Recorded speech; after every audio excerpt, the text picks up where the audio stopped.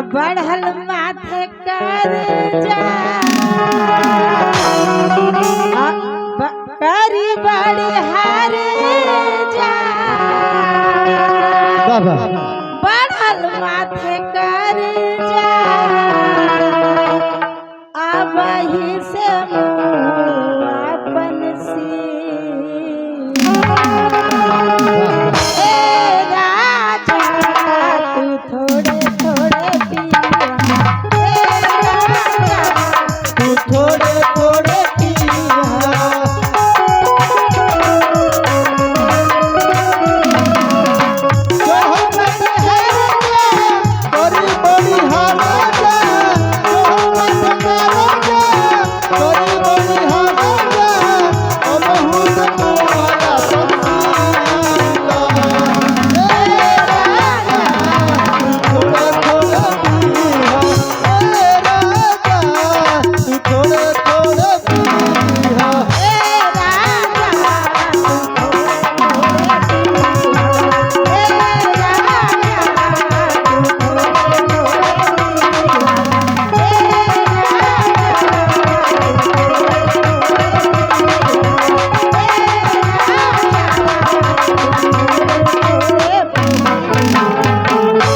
पूजा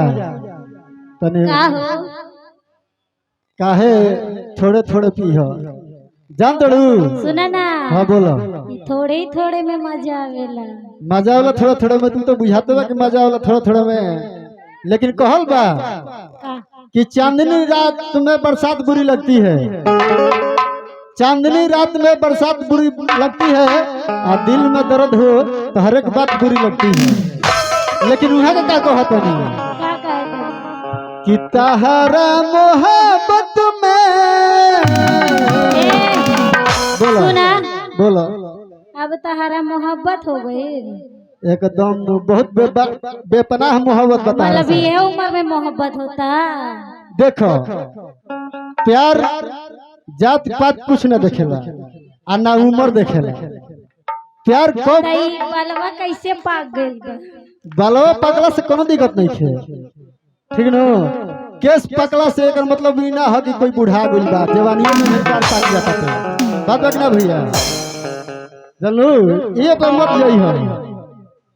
तो संतोष पागल कहत ना हम नहीं कहत कि तहरा मोहब्बत में जिंदगी खराब हो गई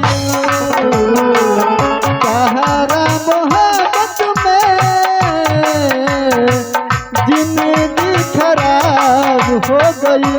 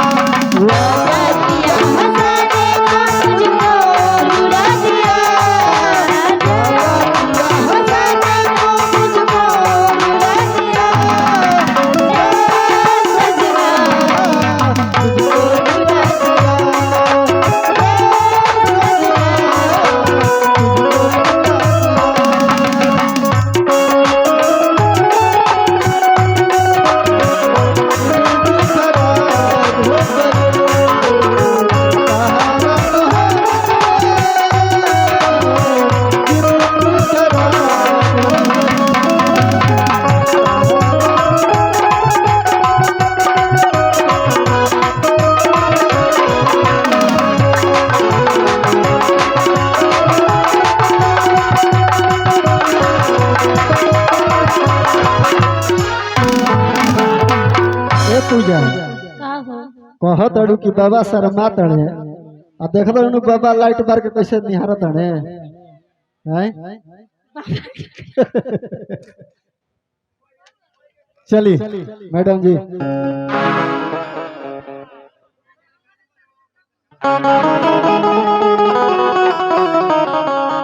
भैया जब तक दुल्हा ना आई तब तक रिकॉर्डिंग ना बाजी ना।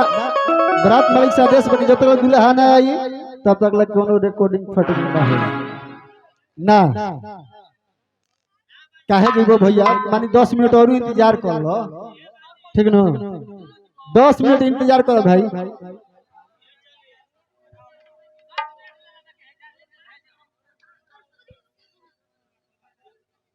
चलिए मलकिन आई।